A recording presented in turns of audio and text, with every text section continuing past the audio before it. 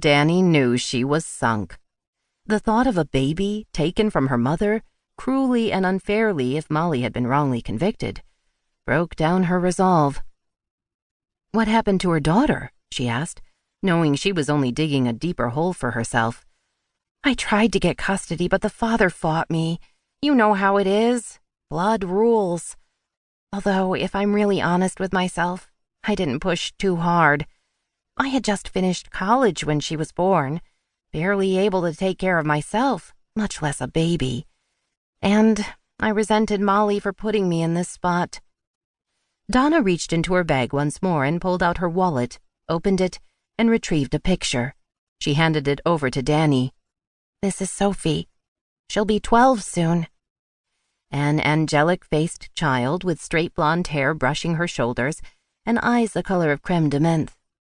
It looked to be a school photo. Sophie sat erect in front of a generic blue background, her hands clasped in her lap. "Do you get to see your niece?" Donna nodded. "Once in a while. If there's something special in our family, Finn will let me take her." "Finn?" "He's the father." Donna looked away from Dani and fixed her eyes on the diplomas hanging on the wall. When she finally turned back, she said, "He testified against Molly at her trial. I've never forgiven him for that." Dani wondered if it was Finn she wouldn't forgive, or herself, for not believing in her sister's innocence for so long. She'd seen so much anger in her job, anger at the lawyers, the judge, the victim, the defendant's own family, her friends. Almost always it was misdirected. The prisoners were really angry at themselves, even when it wasn't deserved. "He's married now," Donna continued. "Has a son with his wife, Kim. That's her name. She tries to be a good mother to Sophie, I suppose, but—" "Yes?" "But her son is her son, and it's clear she treats Sophie differently." Dani glanced at her watch. She'd allotted 30 minutes for Donna, and they were going on an hour. She wanted to reassure this woman who was so clearly in pain that everything would work out for Molly, even when it was likely it wouldn't.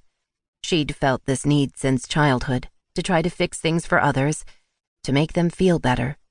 That's why she entered college expecting to work toward becoming a psychologist, until events steered her onto another track.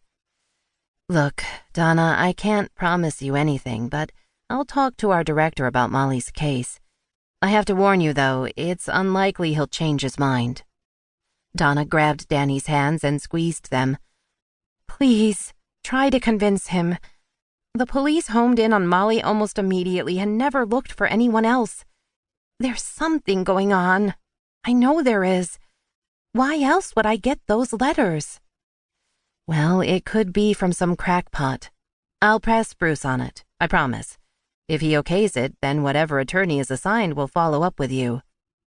The color drained from Donna's face. "But wouldn't you handle it? I'd want you to be the attorney." "I'm sorry, I'm a capital appeals specialist.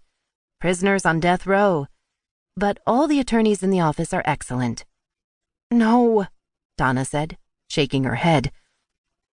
"Can't you make an exception? I feel comfortable with you. You understand what it means to have a child that needs help, just as I do.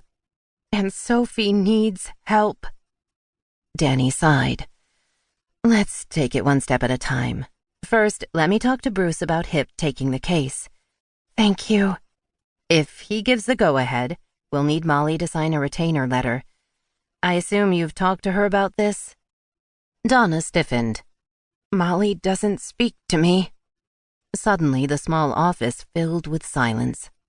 Donna stared at her hands, which were folded in her lap, then looked back up at Dani. "At first, when I thought Molly had murdered our parents, I was furious. How could she do this to me?" She shook her head. "I only thought about myself, never about what Molly was going through. Even when I learned she was pregnant, I refused to visit her in prison.